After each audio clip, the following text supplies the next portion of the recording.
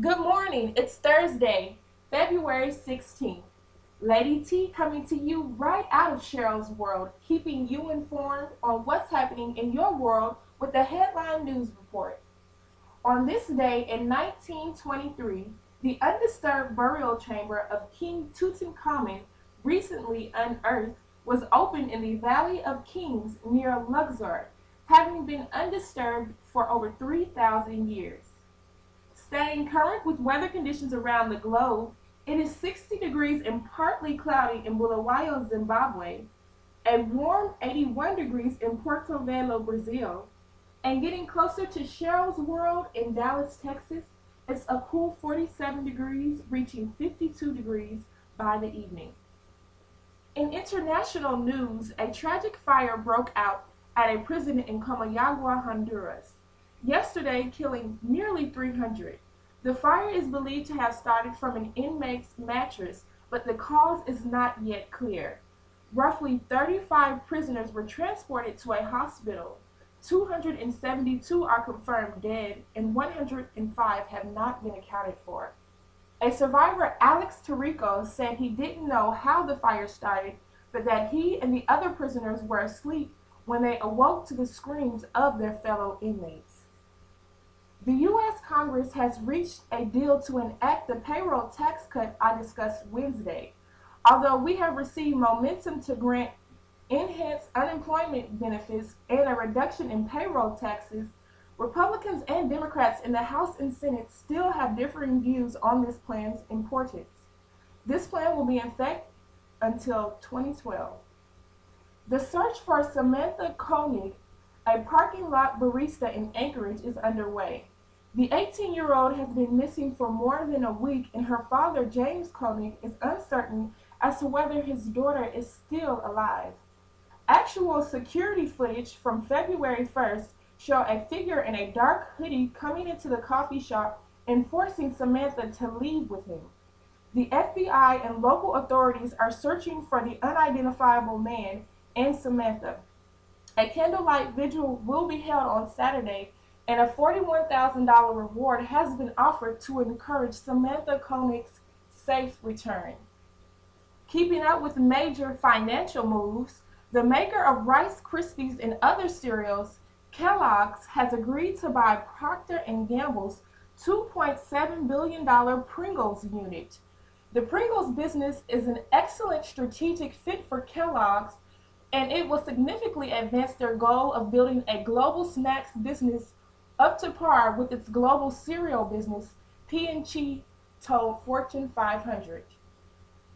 A black author and past superintendent of schools suffering from racial injustice in the 70s, Dr. Brandon Sparkman, is making excruciating execution of integration known. Dr. Sparkman's book, called To Mississippi, The Last Best Station of Segregation, a historical documentary, is a clear depiction of what students and teachers of color experienced during desegregation in Jackson. Accounts include rebellious communities, defiant judges, and the Ku Klux Klan. Dr. Sparkman's documentary can be purchased at Barnes & Noble, Amazon, and iUniverse.com. Moving to sports, New York Knicks' Jeremy Lin showed his basketball skills at the Madison Square Garden last night in their match against the Sacramento Kings. The Knicks won 100-85, making it their 7th victory. This has been Lady T with your Thursday morning news report. Please be sure to stay tuned for more of Cheryl's World after the break. Walking here, it's easy to understand why the tomb of Tutankhamun was hidden for so long, why it was so hard to find. The entrance to his tomb is right in front of me, now covered by this flat concrete roof, the entrance being just about here. Behind me is a later tomb to Ramesses VI, and when that was dug, obviously lots of limestone chippings and spoil would have been cascading right down here, utterly burying, obscuring Tutankhamun's tomb. It's thrilling now to retrace Carter's footsteps. Golly, this is it. This is where it happened, that magical moment. Carter found the entrance to the tomb. Things have been tidied up a bit since his time, but nevertheless still very exciting. And down these few steps is the entrance of the tomb itself. This is the first door where Carter found the seals intact. He then started to remove the rubble and go down the descending passage as I am now.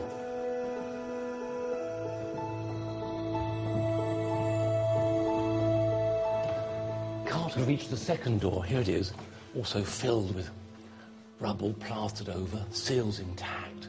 Goodness me, this is exciting. Well, he then made a little hole here, I suppose hoping against hope they wouldn't see a sea of devastation.